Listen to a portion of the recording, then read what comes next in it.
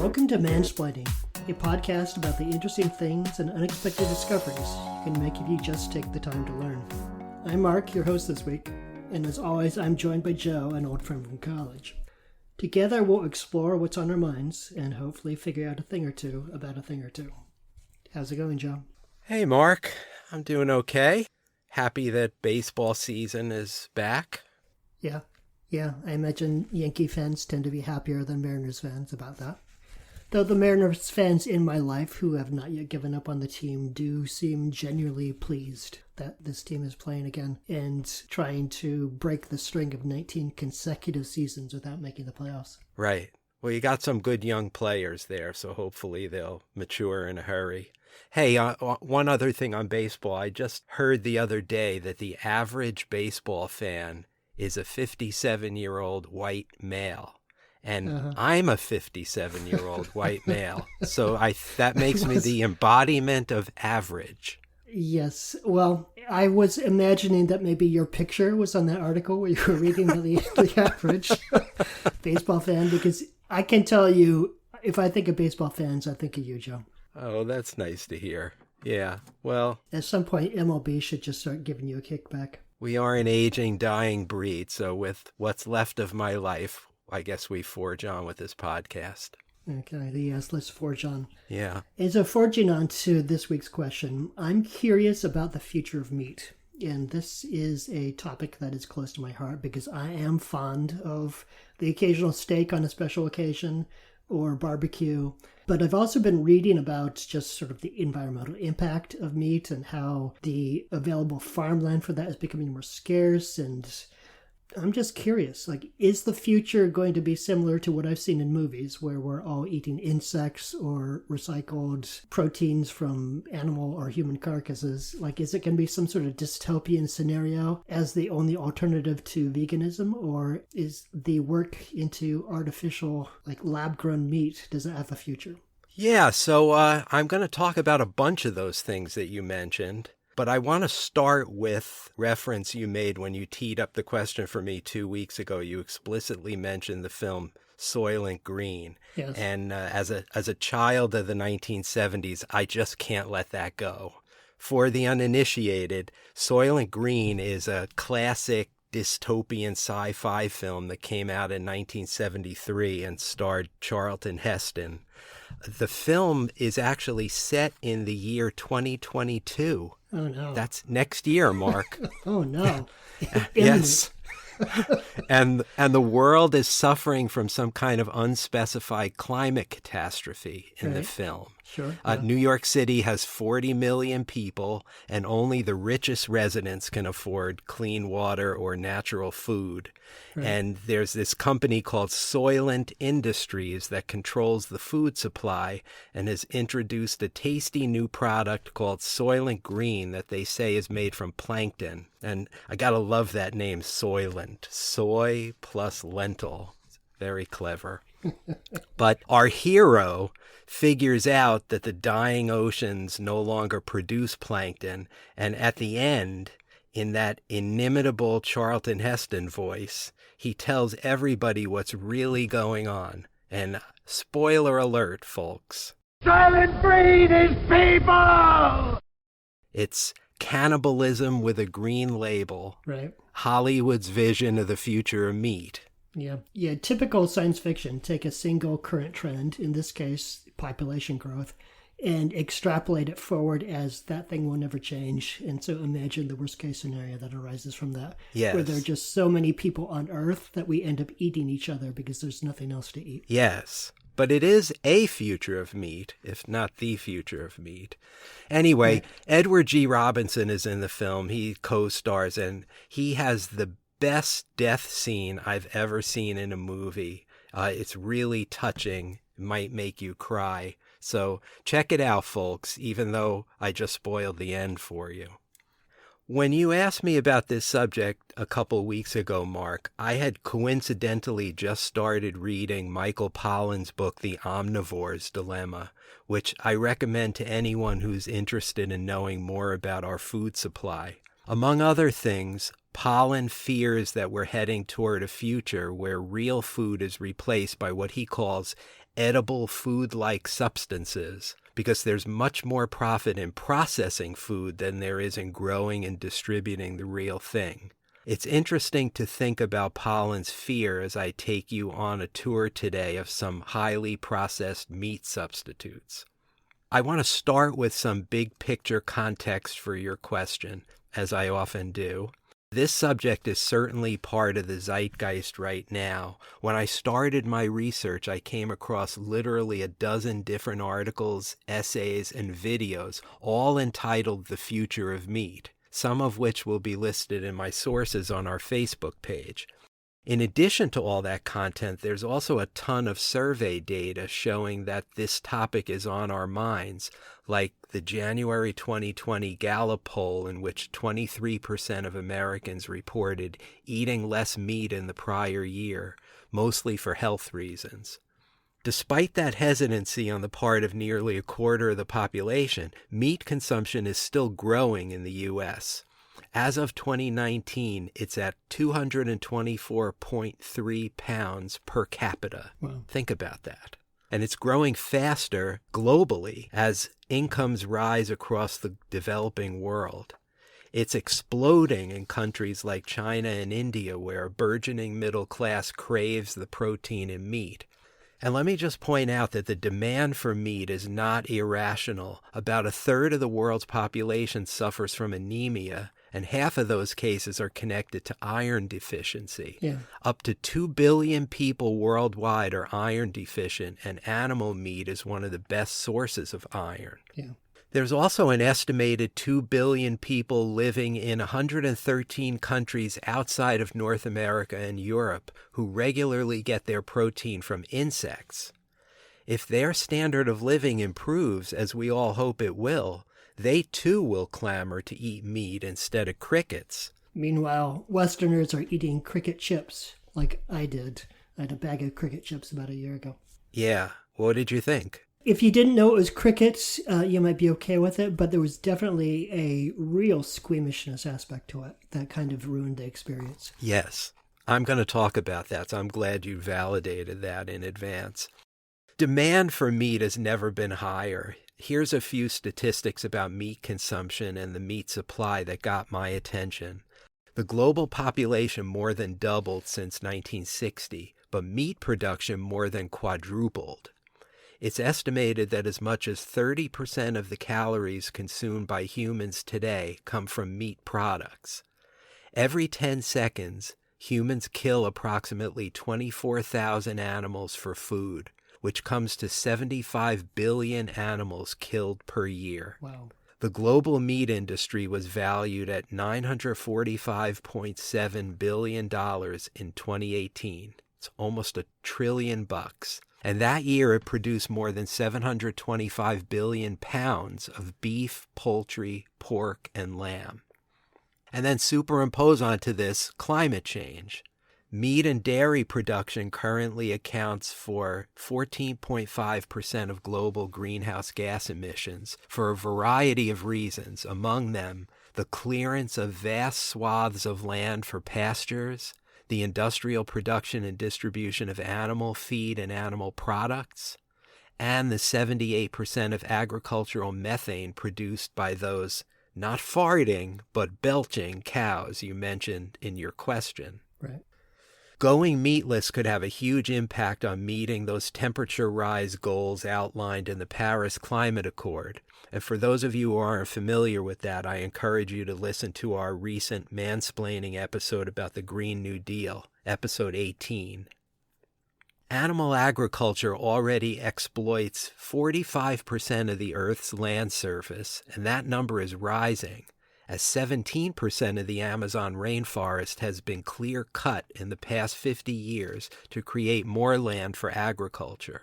We should be very worried about this trend, because if the rest of the world decides it wants to consume meat at the same rate Americans do, there literally isn't enough land on the planet to support that.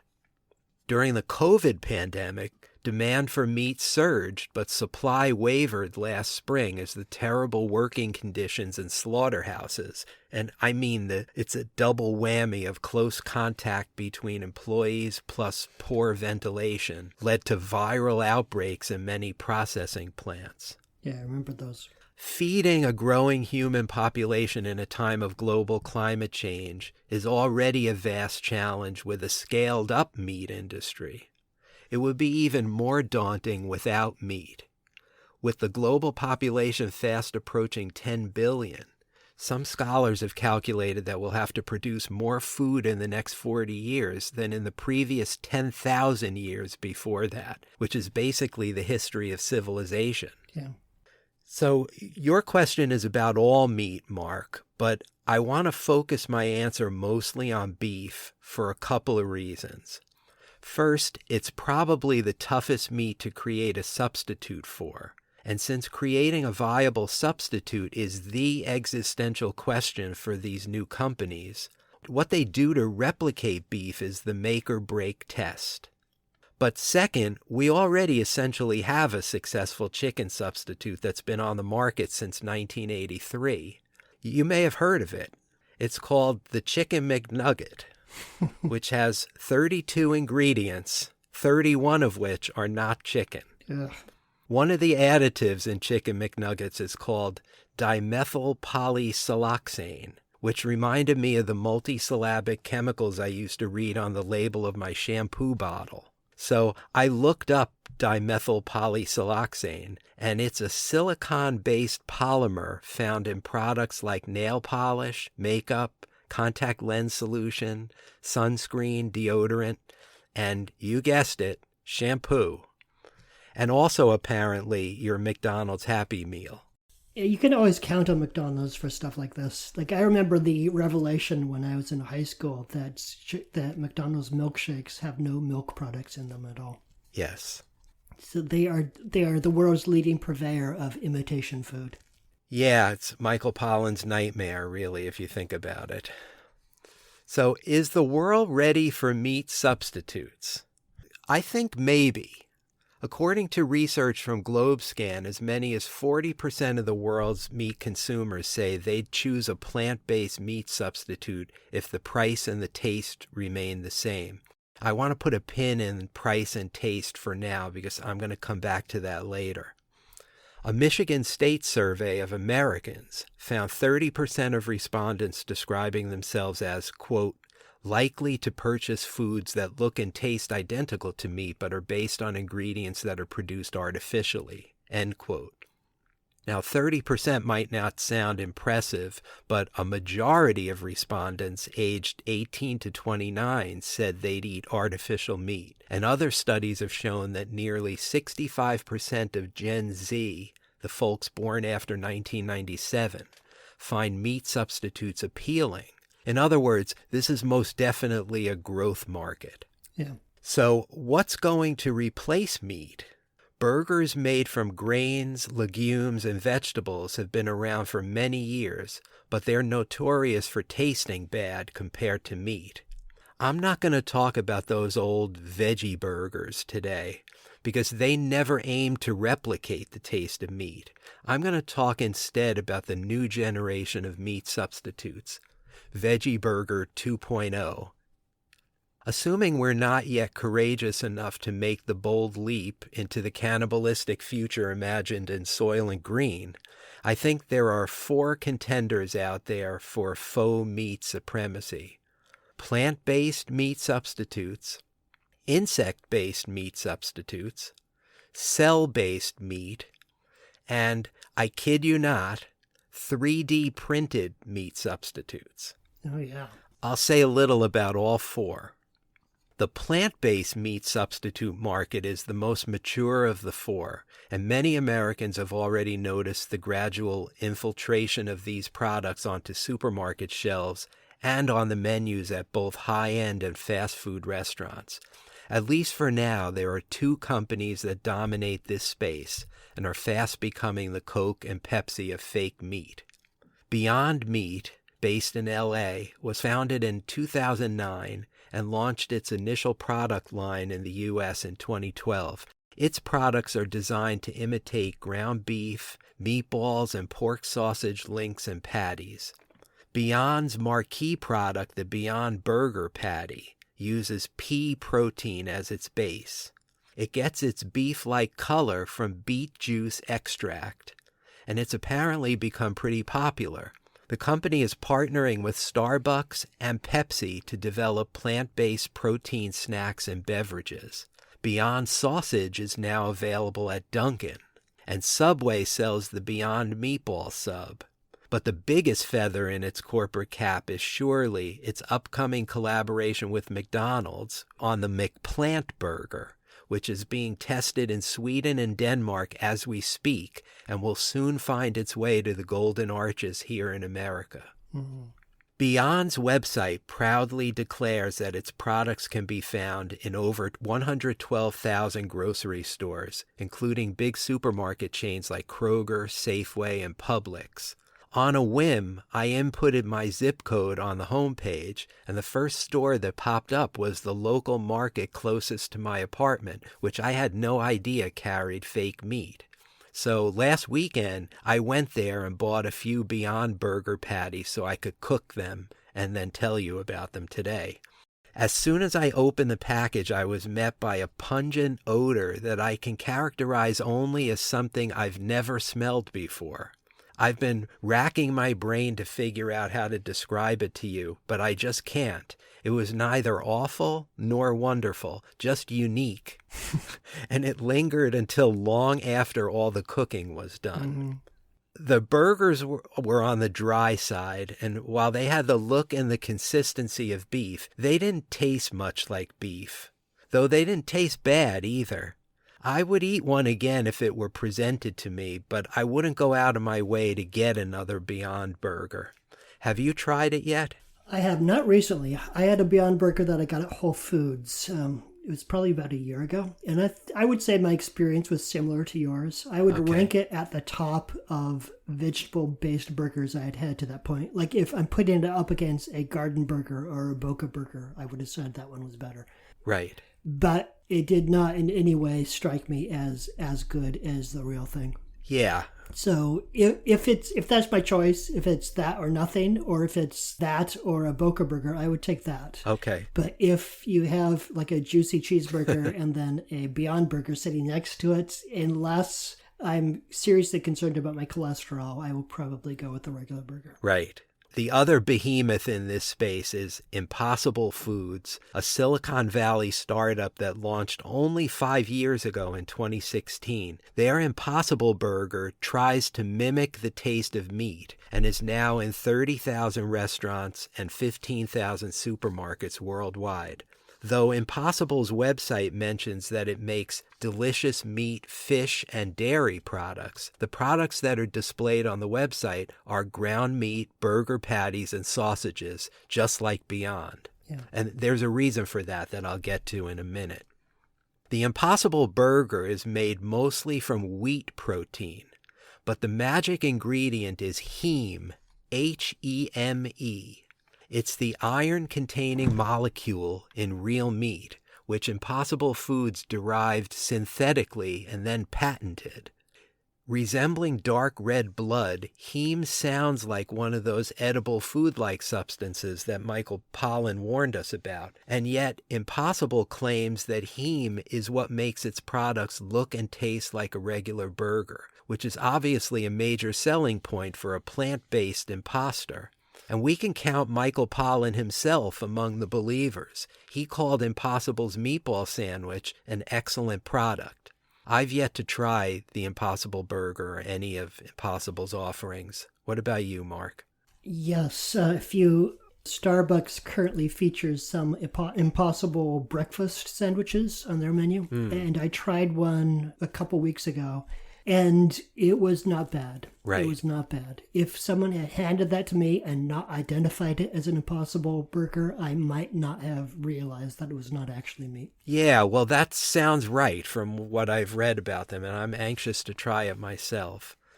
Like Beyond, Impossible has been busy cultivating partnerships with big brands to offer its wares. White Castle has been selling an Impossible slider. Imagine that, an Impossible slider. And Burger King rolled out its Impossible Whopper in 2019. Impossible recently raised $300 million in venture capital to expand its offerings to include plant-based replacements for fish, lamb, and goat. Can an Impossible tuna salad be in our future? I have to ask, is there a big market out there for goat-based meat? Like, you can get goat cheese anywhere you look, and maybe regionally in Turkey and Greece, goat is on the menu, but is that a U.S. thing, or is that for their international market? I don't know for sure, but I have to presume it's the international market, because I, too, have not heard of any kind of goat meat market in the U.S. Right. But these companies are very ambitious. They have international aims, so it wouldn't surprise me whether this was part of an international rollout. Anyway, plant-based meat alternatives are becoming available in some strange places. This past November, IKEA, the world's largest home furnishings retailer, committed to a target of at least 50% of the meals served in its self-serve cafeterias being plant-based by 2025. And that includes offering a meatless version of the iconic Swedish meatball. KFC has been testing non-meat versions of its greasy fried chicken, which I, for one, had already thought of as a non-meat product. I would say that IKEA and KFC would be perfect markets for early versions of this because both of them derive their flavoring from something other than the meat. IKEA, you've got gravy going over the top of those meatballs. Yeah. And KFC, of course, has that heavily spiced coating, the batter that they dip the chicken in. Right. So if Right. you're not quite there with the flavor yet, then that's the way to go. Yeah. In 2019, sales of plant-based meat alternatives grew 18% in the U.S. Though plant-based meat currently accounts for only 1% of sales in the meat sector, according to Barclays Investment Bank, it could make up as much as 10% of the market by the end of this decade. And as I mentioned, venture capital is flooding into the faux meat industry. Analysts expect its profits to exceed $8 billion by 2026. The growth of meat alternatives has been swift, and Impossible and Beyond already have a lot of competition for the growing market share. Some of the biggest players in the conventional meat industry, like Tyson Foods and Cargill, have begun either investing in plant-based meat startups or launching their own plant-based products. But they're not the only ones. The Kellogg's subsidiary, Morningstar Farms, started a company called Incognito. And I must admit, that's a great name. Yeah, they knocked it out of the park on that one. Well done, Right. Kellogg's. Yes. Nestle started a Sweet Earth brand. Hormel, known for its cured and deli meats, launched a company called Happy Little Plants. I think it's safe to say we can expect more and more competition in this sector. And as for insect-based meat substitutes, this is a tough one for me to swallow, literally and figuratively. Yeah. Yes, it is true that for several years, supermarkets in Europe and elsewhere have been selling burger patties made from a paste containing crushed mealworms or buffalo worms, which are basically beetle larvae. It's also true that there's a multi-billion-dollar edible insect market, like the cricket you sampled, and that includes 1,900 different species of insects. But to date, that market's core constituency has been indigenous populations in the developing world, and it's more of an insect protein market than a meat substitute market. In the West, which is where most of the venture capital is, there's still an undeniable revulsion to eating insects, and that's a huge barrier to entry. Thus, even if we knew that the makers of insect-based meats added yummy stuff like onions, garlic, chickpeas, and parsley to punch up that mealworm paste, I somehow doubt we'll be jonesing for bug burgers anytime soon. Yeah, there's a very high bar to get across on them. I mentioned Snowpiercer when I asked the question a couple weeks ago, a movie starring Chris Evans. And the spoiler reveal at the end, which horrifies the Chris Evans character, and I suppose most viewers, is that this product that they've been eating all along is in fact just crushed up insect carcasses, and you see a huge vat of cockroaches being processed.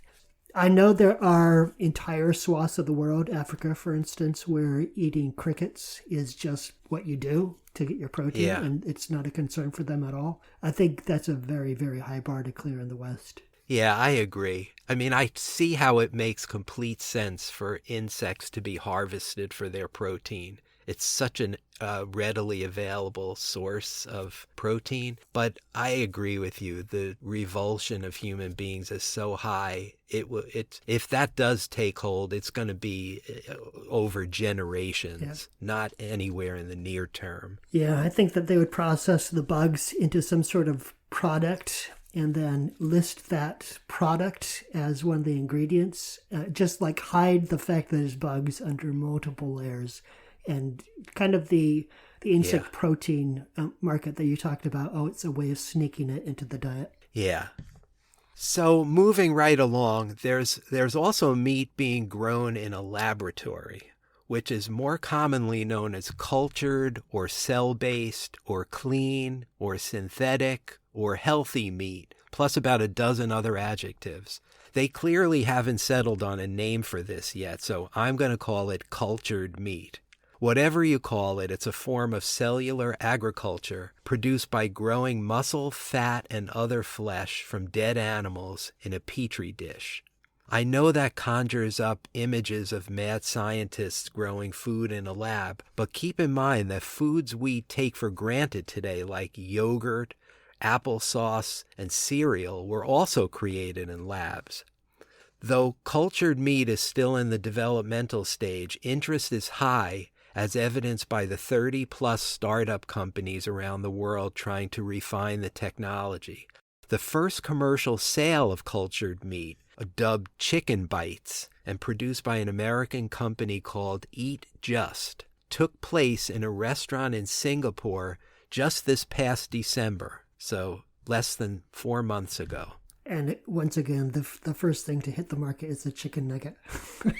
It's like every new thing is presented to us in chicken nugget form. Right, exactly, yeah.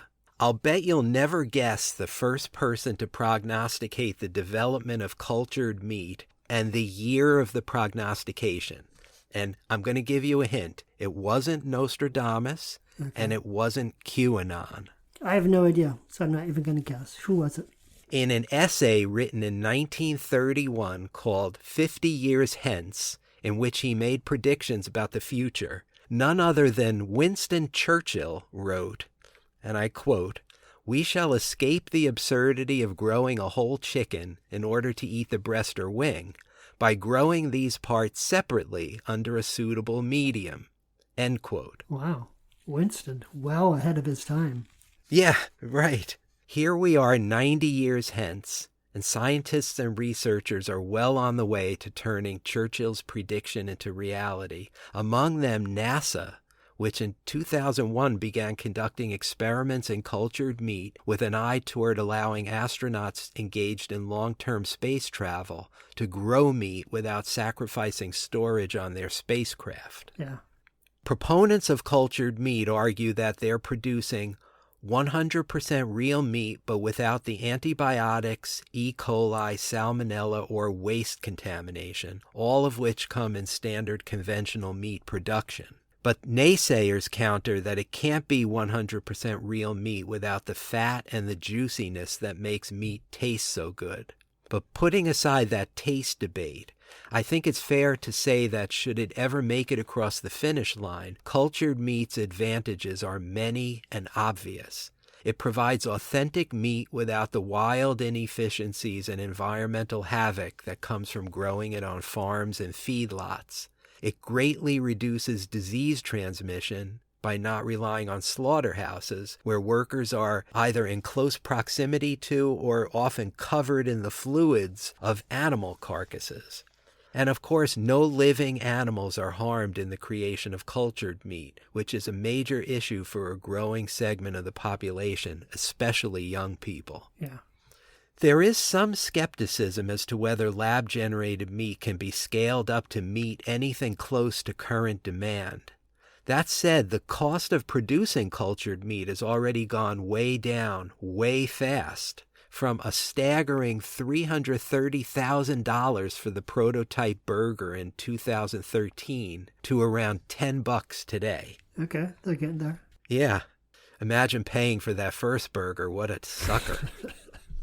It's not quite ready for prime time yet, but the Good Food Institute, which advocates on behalf of cultured meat, believes that with adequate R&D and financial support, within 10 years, we'll have cultured chicken that's cheaper than the cheapest conventional chicken. Whether it's plant-based or insect-based or cultured, the companies I've been talking about thus far are mostly focused on ground meat, which can be used to make hamburgers, meatballs, and sausage. This is not a coincidence, as ground meat is much easier to synthesize from non-meat ingredients. But what about steak? Making a non-meat steak, chop, or roast, the so-called whole muscle cuts, whose profit margins are also the highest, by the way, is a much tougher proposition. But there are some intrepid companies trying to do just that. For example, the Israeli startup Redefine Meat is designing industrial-scale 3D printers that they want to sell to meat distributors around the world to ultimately become part of the meat supply chain, with each printer producing a bunch of steaks each day. The current machines can produce 13 pounds of faux meat per hour, but the new machines they're unveiling can crank out 44 pounds per hour. I think they're either going to need to do much better than that or manufacture gazillions of printers in order to replace meat production at scale. Yeah. Or maybe in the future, your corner store is going to have a meat printer. And you'll go down and you'll get a quart of milk and some cheese, and then you'll swipe your card on the machine, and 20 minutes later it will spit out a steak for you. That's entirely possible if this model moves forward and is successful. We don't know how much these printers are going to cost, but Redefine's plan is to keep the price of each 3D printed steak roughly equivalent to the price of steak you'd buy in the supermarket. The company is hoping to have its steaks sold in high-end restaurants in Israel, Germany, and Switzerland very soon, perhaps later this year. Redefine's recipe for its faux steaks is secret, but we know it includes pea and soy protein, coconut fat, and sunflower oil, and the company insists its product is entirely plant-based and vegan. I watched a video showing how Redefine makes its steaks, and I have to tell you, the uncooked product looks like strands of red and white Play-Doh. Didn't exactly whet my appetite. Yeah. Yeah, and I would imagine texture is just critical to that sort of thing. Yeah. Like, you cut into a steak, that's for the flavor experience, but it's also for the mouthfeel. And getting that right with soy protein or pea protein, that's going to be super, super tough. Yes. And so they've got tons of food scientists working on how to cook these things and make them resemble in texture and taste the things they're looking to copy. But despite all this amazing technology and the growing market share of meat substitutes, the push to replace conventional meat still faces long odds. For one thing, the meat industry lobby is still very strong, in part because it's so consolidated. Just 3 companies control 90% of the chickens raised for meat, while only 4 companies control 85% of U.S. beef and pork production. The meat substitute pioneers need help from politicians and regulators to legitimize their products. As one put it, quote, "It took us 2 years to get our labels approved because you can add ammonia, you can add all kinds of things to beef or meat, but as soon as you say you want to add a fresh vegetable, they lose their mind." Predictably, the U.S. Cattlemen's Beef Association has been lobbying the USDA for years to forbid the pioneers from using the words meat or beef to describe their products, preferring that they be labeled imitation meat. That designation reminds me of Cheese Whiz, the processed cheese spread that doesn't have any actual cheese in it. Yeah. That nomenclature might work for plant-based meat substitutes, but is it really fair to cultured meat grown in a lab? No, cultured meat is meat. Yeah, I agree. The best argument I've heard against cultured meat is that you can make a chicken in a lab or beef in a lab, but it's not the same thing as having a real chicken or cow walk around in a meadow, sampling all its various flavors, getting fat in the process, and becoming basically you are what you eat, you know? And so lab culturing is just not the same thing. Yet it is real meat. Yeah. And I would imagine, I don't have the facts on this, but I would imagine that there's a very small percentage of the number of chickens or cows that are consumed in this country, just, as a percentage of the total, that were pasture raised. Yes. Like, that's definitely something you can buy in the store, but is labeled as pasture raised. Yes. And so presumably 80, 90, maybe even more were just stuck in a cage somewhere for their entire life. And so that argument kind of vanishes for most of the meat we're consuming. Yes, you're quite right. I don't know the exact percentage, but it's tiny, the grass-fed, pasture-raised animals. But while we're on the subject of the long odds facing meat substitutes, beyond the opposition of the meat lobby, there's also a little thing called natural history that we need to consider. We evolved as omnivores to eat both plants and meat. Our taste for meat evolved at least 1.5 billion years ago as an efficient way to consume enough high-value, easily digestible protein and essential vitamins and minerals to keep us alive on the African savanna. Today, billions of people really like eating meat. It tastes good, and it's part of the bedrock of our culinary culture. One of the inconvenient truths about any switchover from conventional meat to these other options is that most people are simply not going to make the change based on ideology or what's better for the environment. For those folks, it'll all come down to taste and price, probably in that order. Many people believe, rightly or wrongly, that a plant-based burger is a cardboard hockey puck dressed up to look like meat. Only if the new options taste as good or better than the status quo will people begin to change their deeply ingrained dietary and consumer spending habits. And not many people will be willing to buy faux burgers and chicken if they cost noticeably more than the tried and true. So, it's prediction time. What's the future of meat? I'm getting a similar feeling to the one I had after researching the Green New Deal. I concluded that podcast by saying that much, if not all, of the Green New Deal is inevitable, because what other option do we have? It seems to me that ending or at least drastically curtailing our dependence on meat is inevitable due to climate realities. Inevitable, perhaps, but does that necessarily make these meat substitutes viable and realistic? For insect-based meat substitutes, color me extremely skeptical. For cultured meat or 3D printed meat, I think it's still too early to tell. But for plant-based substitutes, I think the answer is yes. Plant-based meat is not a flash in the pan. It already has a foothold in the market, and it's not going away. More and more people are trying Beyond Burgers and Impossible Burgers, as I did. And if they taste good enough and don't cost too much, people will keep buying them. In the near term, we probably won't notice much change beyond there being more non-meat options appearing on the shelf at our local grocery stores. But long term, it's entirely possible and even likely that the improving economics of meat substitutes, combined with increased consciousness raising about the climate emergency, will slowly chip away at our dedication to eating meat. Not so much at our fondness for its taste, which is to some extent hardwired, but at our expectation that all the meat we eat will be like the kind we grew up eating.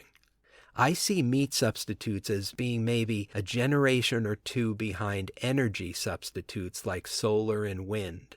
Just as a future without mass-produced fossil fuels like coal, oil, and gas recently became imaginable to a critical mass of humanity, so will a future without factory-farmed meat. That said, I sincerely doubt that meat will go away altogether. I don't see steak and hamburgers becoming historical relics anytime soon. Maybe they'll become a niche item for rich people like caviar or truffles. Maybe there will emerge a boutique cattle industry whose products people reserve only for special occasions like weddings and holidays, or that last meal prior to Soil and Green style euthanasia. And I tell you this as someone who grew up a meat eater and is still a meat eater. I never went through a vegetarian or vegan phase, though I'm open to becoming a flexitarian in my old age. Do you know what a flexitarian is, Mark? The flexitarian is someone who eats whatever in front of him. Like the plate comes out and he says thank you and eats his food. Yeah, it's a person who has a primarily vegetarian diet but occasionally eats meat or fish. Yeah. I could see myself migrating toward that as I get older. But the research for this episode led me to my first Beyond Burger and also to look closely at the meat industrial complex in this country, and it's not a pretty picture. Reading The Omnivore's Dilemma exposed me to some of that picture. One of Michael Pollan's interlocutors described the American food system as, quote, industrial fecal factory concentration camp farms, end quote. My research also led me to phrases like manure lagoons that are exactly what you think they are. Eesh. And they're just steps away from where your next meal spends most of its short and miserable life. Eesh. So chew on this, meat lovers. In 2015, Consumer Reports magazine randomly tested 300 packages of ground beef from over 100 locations across America, including farms with both grain-fed and grass-fed cattle. All 300 packages came back for fecal contamination. You still want to sink your teeth into that burger? Yeah. How much of the savory flavor that you enjoy so much is actually fecal matter?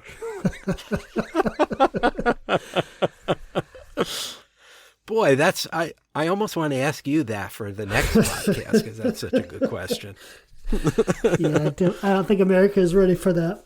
I don't think so. So I hope I answered your question. I must admit, Mark, this was the hardest of all the subjects you gave me to research. And thinking back on it, I think it was because I was so unsettled in my own thinking about the subject. Yeah.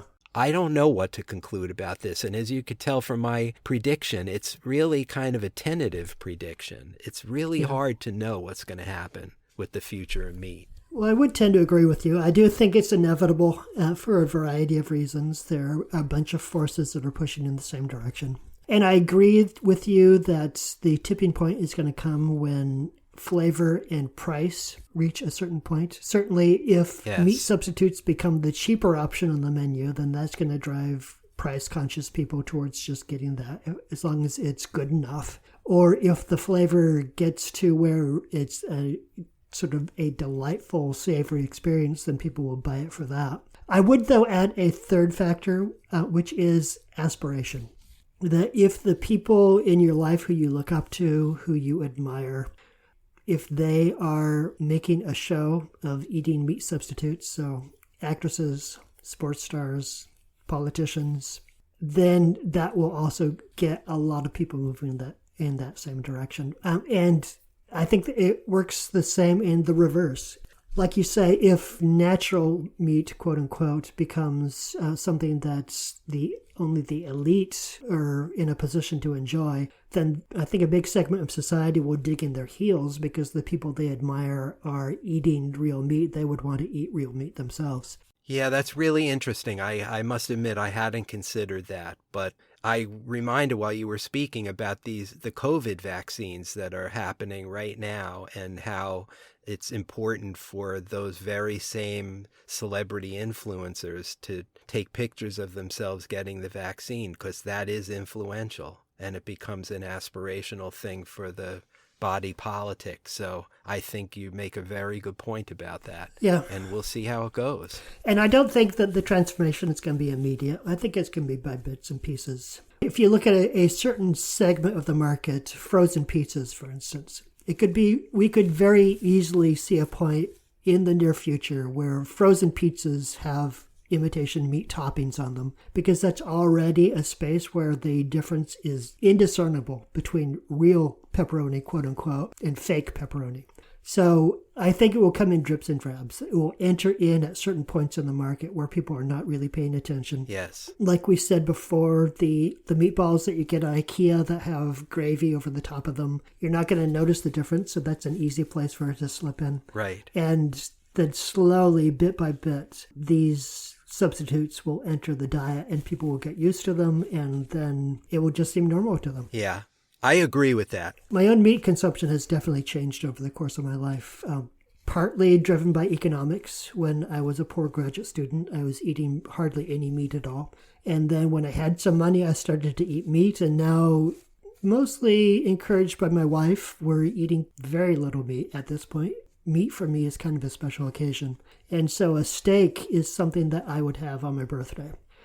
We would go to a nice restaurant and I'd order a steak, and that would be just to signal that occasion. And so I could see a scenario in which that's just kind of normal. Yeah. Where old school meat is something that you have on a birthday, on an anniversary, something you get on Christmas, and then on the day-to-day, we're just eating other things. Yeah, I agree. And the timetable is the hardest thing to pin down. And I said a generation or two, which gives me plenty of wiggle room. It could be as much as 30, 40 years before the transition takes place. But I really think my analogy to the Green New Deal is potentially instructive here, because for the longest time we heard how wind turbines and solar panels were just totally unrealistic, way too expensive, will never happen. And then all of a sudden, time marches on, and then the price point crashes downward and now is competitive and even better than the price of oil or gas. And all of a sudden it's realistic. And then it's like second nature. You're adapted to the new reality. I really feel the same thing could happen here with meat substitutes. Yeah. Over time. Yeah, people resist change, but then after a certain period of time, the change just takes root and it starts to seem like a normal thing. Right. But squeamishness is definitely an issue. Yeah. Very much it's a cultural thing of what we find disgusting and what we don't, but very hard to overcome because you cannot convince someone to eat something that they think would be disgusting. Yes, that's right. So I have a question for you for next time. Are you ready for it? Lay it on me. Okay, this question starts with an anecdote, which you'll see at the end is kind of germane to the question. So I am a subscriber to a few of those online genealogy platforms where you can get your DNA checked and use it to create a family tree.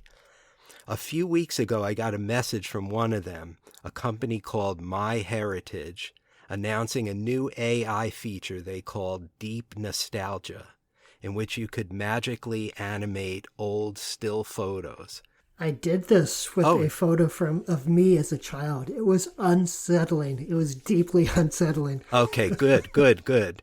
Because they described this as, quote, giving family history a fresh new perspective by producing a realistic depiction of how a person could have moved and looked if they were captured on video, end quote. I was invited to try it for free, like you, using one of my own family photos, which I did. And like you, I must admit it was totally engrossing, but also a little bit creepy. Afterward, it occurred to me that deep nostalgia must be a benign cousin to the deep fake technology we've heard so many dire warnings about in recent years. Which brings me to my question. What exactly is a deep fake, and should we be worried about it? Yes, excellent question. It's been in the news, and I'm already concerned about it. And I think after 2 weeks of reading up on it, I will be even more concerned. So yes, we'll see what I find. And I'm imagining a lot of nightmare scenarios being laid out by you, and I'm kind of interested to hear how bad it can get. Yeah, you and me both. So if you have any thoughts on this episode or would like to leave comments on previous episodes, we have a Facebook page, which you can find at the title Mansplaining Podcast. I hope you come by, like our page, leave a few comments, or even pose a question, and we might answer it in a future episode. And if you'd like to help other people discover this podcast, there's a simple thing that you can do for us, which is go to iTunes or Spotify or wherever you get your podcasts and like us, leave us a review, give us 5 stars if we deserve it, or fewer stars if that's what you think is right. And the more reviews, the more likely it is that someone like Apple will expose this podcast to a new listener. And so we would appreciate that from you. Yeah. So that's it for this episode. Thank you for spending some time with us, and I hope to see you again soon. Talk to you next time. That's it for this edition of Mansplaining. Mansplaining is brought to you by Joe and Mark and nobody else. Thank you for hanging out with us for a little bit, and we'll see you next time.